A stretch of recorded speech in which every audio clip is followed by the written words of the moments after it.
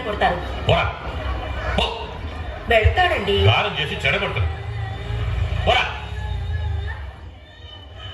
బాగా రుద్దండమ్మా. పర్వాలేదు, ఏడవలేదు. జ్వరం తగ్గిపోతుందా డాక్టర్? కాసేపు నిద్రపోతే చాలు. అయితే వాడిని మధ్యాహ్నం స్కూల్ పంపించేపోవాలి.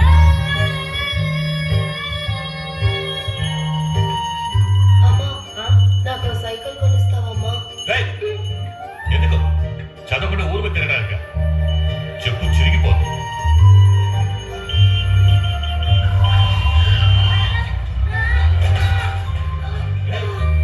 ఏమైంది?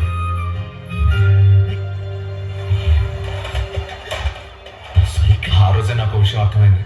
మా నాన్నకు ఒకే ఒక్క కొడుకే ఉన్నాడు, అది ఆ సైకిలేనని. నువ్వు రాసుకోరా. నువ్వు రాయకూడదమ్మా, అదే స్టైలు.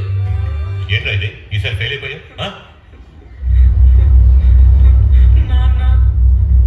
స్టైల్ చదువుకుంటేనే జీవితంలో గొప్పడిపోతాం.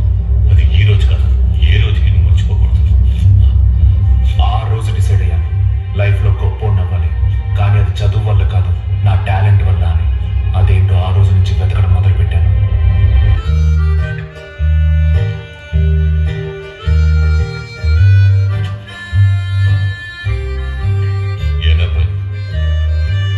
ఇక 80కి తగ్గదని 1000 సార్లు రా. 10th లో చికెన్ బాక్స్ అమ్మూరు తల్లి కాపాడేసింది, కానీ ఇంటర్లో నాకు వేరే దారి తెలియలేదు తల్లి. అయినా సరే నా చేత ఎగ్జామ్ రాయించాడు. ఎలాగైనా సరే ఆర్ట్స్ కాలేజీలో చేరాలని ప్లాన్ వేసుకున్నాను. చెయ్యి విరిగినందువల్ల మార్కులు తక్కువచ్చాయి. వేరే దారి లేదు, ఆర్ట్స్ చదవాలని బాధపడి ఏడుస్తున్నాడండి. పాయసం కూడా చూడు, డబ్బు కట్టి వాడిని కాలేజీలో చేర్చాను. ఈ ఎడ్యుకేషన్ లోనికి సంతకం పెట్టమను. వెళుతున్నాడు, గొప్ప ఇంజనీర్ అవుతున్నాడు.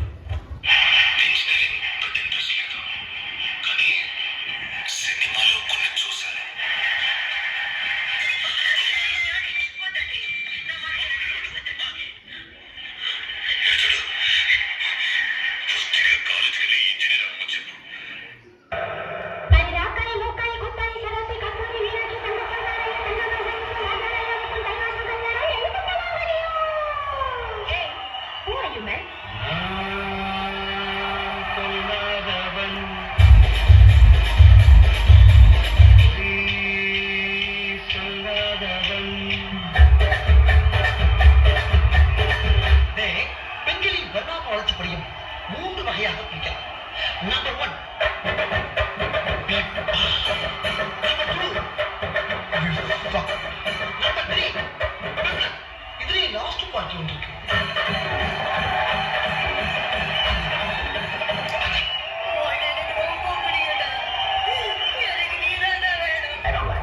எனக்கு கல்யாணம் பண்றதுக்கு சார் பேர் இந்தியாவிலே கிடையாது, எனக்கு நல்லா தெரியும். வேற எங்க பாத்துருக்கேன்? நான் பிரான்ஸ்ல ஒரு கிளப்ல இருக்குள்ள ஃபிக்ஸ் பண்ணிருக்கேன். அவ்வளவுதான் மேரேஜ் பண்ண போறேன்.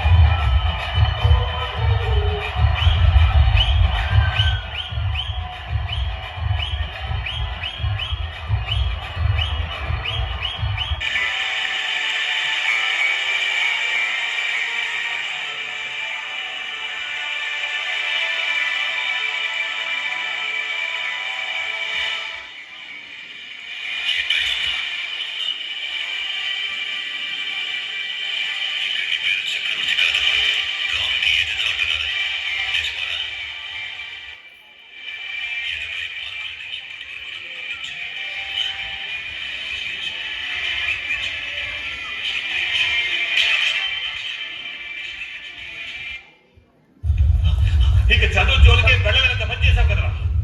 దీనంతటికీ కారణం సినిమా. ఇన్నాళ్ళు ప్రాణ పనులే చేశావు.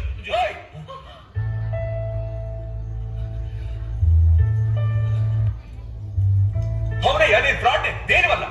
నీ వల్ల, నీ కఠినమైన పెంపకం వల్ల. చిన్నప్పుడు ఏడుస్తున్నా తీసుకెళ్లి స్కూల్లో దించావు. ఇప్పుడు కూడా చదువు చదువు అని ఏడ్పిస్తూనే ఉంటావు కదయ్యా. జ్వరం వచ్చినా తీసుకెళ్లి స్కూల్లో దింపుతావు. ఫెయిల్ అయితే గుండు కొట్టిస్తావు. సైకిల్ మీద నుంచి కింద పడితే ముందు పరిగెత్తుకుంటూ వచ్చి సైకిల్ ఎత్తావు. నీ సైకిల్ మీద ఉన్న ప్రేమలో కనీసం 1% అయినా నా మీద ఉందా? నేను ఇంజనీరింగ్ లో చేస్తానన్నానా? అది వద్దనే కదా నేను చెయ్యి మీద కొట్టుకున్నాను. అప్పుడైనా వదిలేవా నువ్వు? పెరిగిన చేతితో తీసుకెళ్లి ఎగ్జామ్ రాయించావు. కానీ ఒక్కసారైనా నొప్పి ఎలా అవుతాను అడిగేవంటే. ఇంట్లో నీ టార్చర్ నుంచి తప్పించుకోవాలని హాస్టల్కి వెళ్ళి చేరాను. అక్కడ ఒక్క ముద్ద నోట్లో పెట్టుకోలేను. ఏదో ఒక రోజు తృప్తిగా అమ్మ చేతి వంట తిందామని వస్తే అప్పుడు కూడా ఎగ్జామ్ ఎప్పుడు మార్క్స్ నేను మాత్రం అడిగేవి తప్ప తిన్నావా అని ఎప్పుడైనా అడిగే ఉంటాయా? సినిమా కోరిక రాగానే తిన్నగా నీ దగ్గరికే వచ్చి చెప్పాను. అప్పుడే నువ్వు పర్వాలేదు, ఒకసారి ట్రై చేసి చూడడానికి సపోర్ట్ చేస్తుంటే ఇప్పుడు నాకు ఎందుకా ఈ పరిస్థితి? ఏమయ్యా, ఇంతవరకు నువ్వు నా కోసం ఏం చేసావయ్యా? నీకేంటి, ఈ లోకమే నాశనం అయిపోయినా నేను ఇంజనీర్ అవ్వాలి, ఉద్యోగానికి వెళ్ళి ఎడ్యుకేషన్ లోనే తీర్చాలి, అంతేగా? దిగులు పడుకో, నేను ఎలాగైనా తీర్చేస్తాను.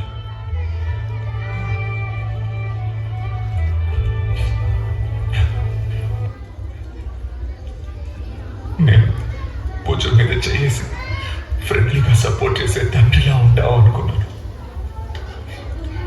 కానీ నువ్వు కనీసం ఒక్కరోజు కూడా నాకు తండ్రిగా కూడా లేవయ్యా.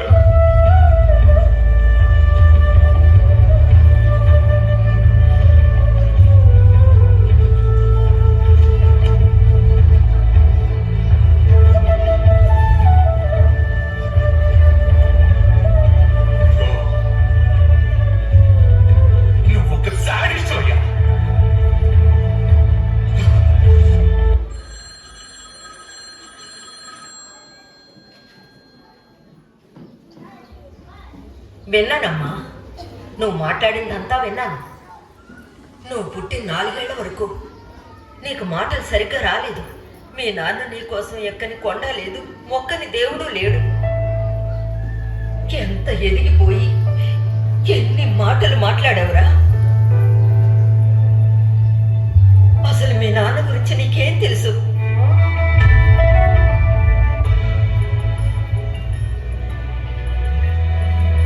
నిన్ను మొట్టమొదటిసారి ఇలా చేతుల్లోకి తీసుకున్నప్పుడు ఆ దేవుణ్ణి ఏం వేడుకున్నారో తెలుసా? నాకు వచ్చే సంతోషాలన్నింటినీ వీడికిచ్చే, వీడికొచ్చే కష్టాలన్నింటినీ నాకిచ్చే దేవుడు. మొదటి రోజు ఏడ్చి స్కూల్కి వెళ్ళిన 10వ నిమిషం నువ్వు నవ్వడం మొదలెట్టావు.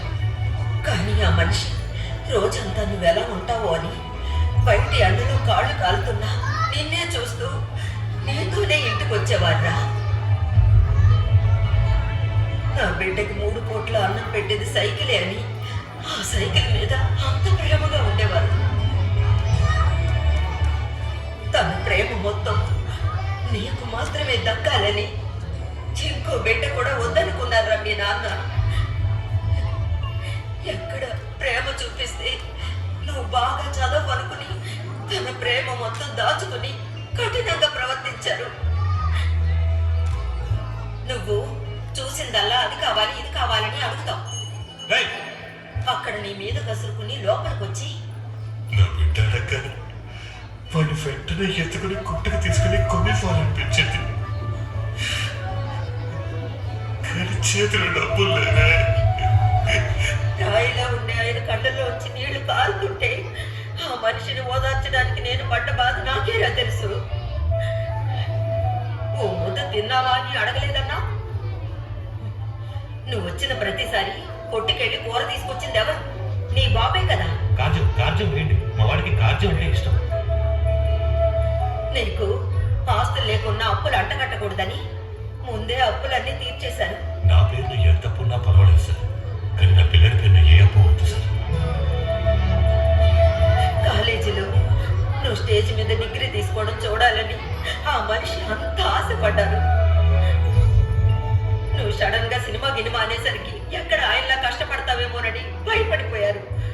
భయాన్ని బయటికి చెప్పలేకేరా అలా ప్రవర్తించారు.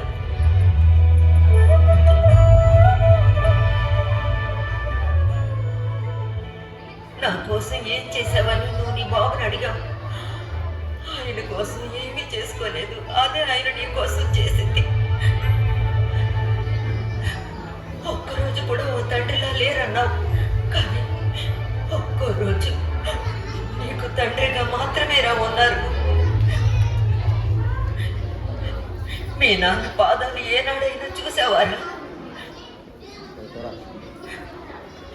ఆ పాదాలు చూస్తుంటే నువ్వు అలా మాట్లాడేవాడివి కాదు.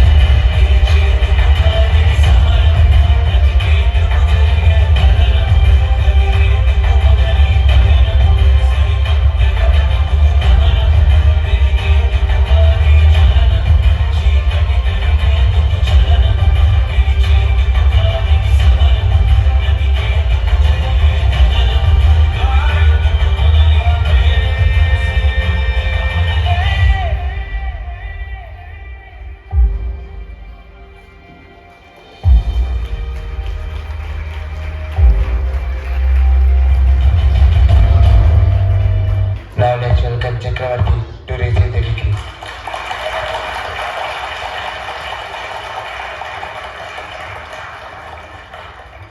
స్కూల్లో కాలేజ్లో చదివేటప్పుడు లాస్ట్ బెంచ్లో కూర్చొని అల్లరి చేయడం, క్లాస్కి అటెండ్ అవ్వకపోవడం, మార్క్స్ మార్చేయడం, ఇలాంటివన్నీ చేస్తే మనం ఒక డాన్ అని మనం అనుకుంటాం.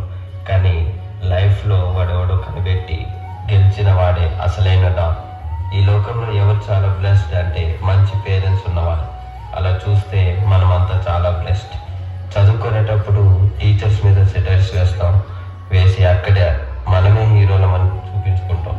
కానీ ఎక్కడో వాళ్ళు మనం క్షమించేసి వాళ్ళు మనకి హీరోలు అయిపోతారు.